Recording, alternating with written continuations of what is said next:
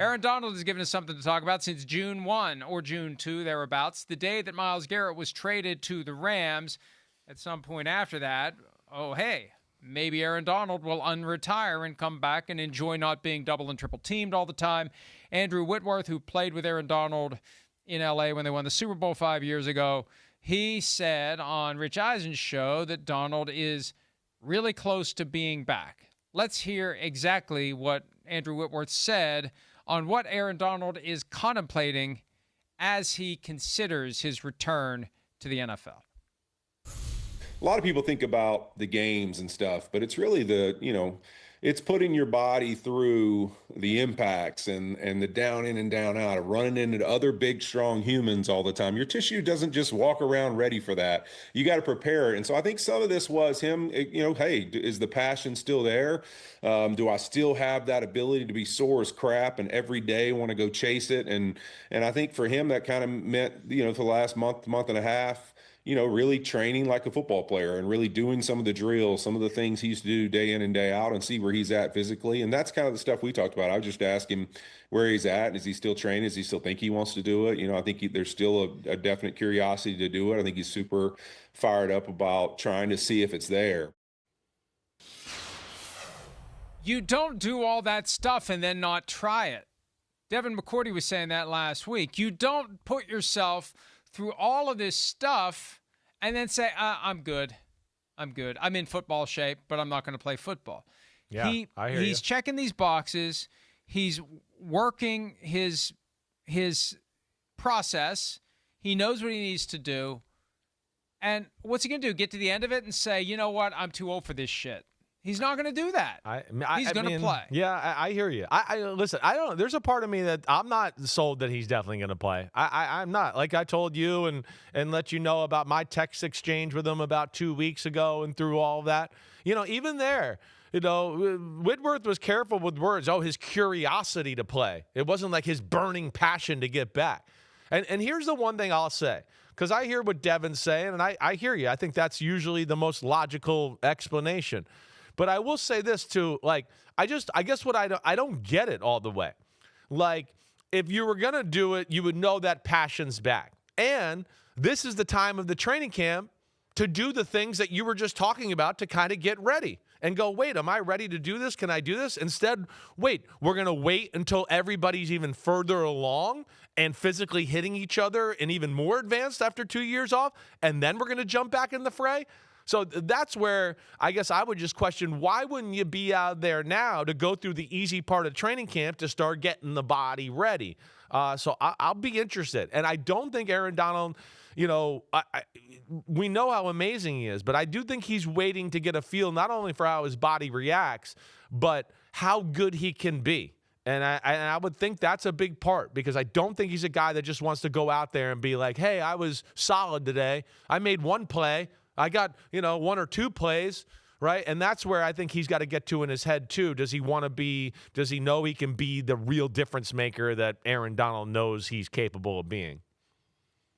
But you don't know that until you're in competition with others. The Lawrence Taylor dynamic. Hey, all these guys are getting fast. Yeah, you're getting slow. Well, that's why I'm saying, why isn't he there right now? This would be a good way to start right. it now. That's what I'm saying. You know what I mean? That's the part of the approach I don't quite understand. And I understand what Devin's saying, and I hear you all the way too. I hear you. It feels like he is coming back, but I guess I find the approach just a little odd in my mind. If he doesn't play, this is going to be one of the all-time most disappointing moments, because it's all been pointing in that direction. They've been teasing it. Yeah. He's been leaning into social media, putting the eyes emoji as a response to an Instagram post about how dominant Aaron Donald and Myles Garrett will be together. And you think about a football player's mentality. Is he going to be more likely or less likely to get to the end of this process and say, yeah, I'm playing because of who he is and what he's done? Probably he's not going to do the cautious thing. Yeah. You only live once. Let's go. Let's see what we have. And whatever shape he was in when this started, he's going to be in better shape. He's going to feel better about himself. And, yeah, at some point he's going to have to go out there and compete. And, maybe, I don't know, you got to worry about him swinging a helmet. You don't want him to get frustrated. Maybe that's why he's not there. Maybe I don't want him getting frustrated in the early days of training camp and start swinging a helmet around. But if he does, that shows the fire's back. It's all about the fire. Yeah. And I think what he's doing here, if you saw Castaway with Tom Hanks, and all the stuff you got to do to get the fire going. You got to roll them creating the friction, and you get the little pieces of straw. Like, it takes time to get the fire going. I think that's what he's doing. And maybe he thinks through this process of doing all this stuff, the fire is going to be there. And then he goes out and he practices and he swings a helmet and hits somebody over the head with it.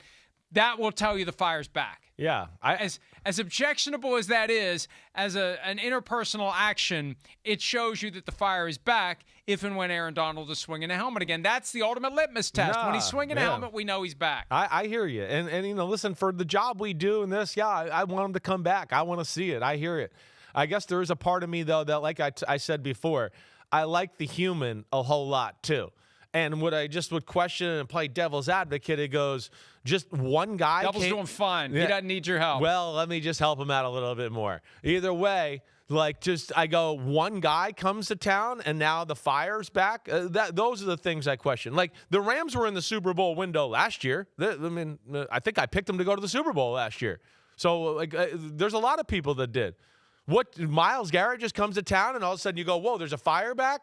I'll second you with some of the things his wife said on social media about you guys are crazy and everybody out there. I get the sense, she's going to support Aaron Donald no matter what, but I've seen some of her responses to think that I don't think she really gives a damn if he comes back or not. It's going to be interesting to see what happens here. Well, and it's not that the fire comes back when Myles Garrett is there. It's the possibility the fire can come back because how did he get burned out? I believe he got burned out because he was doubled and tripled all the time.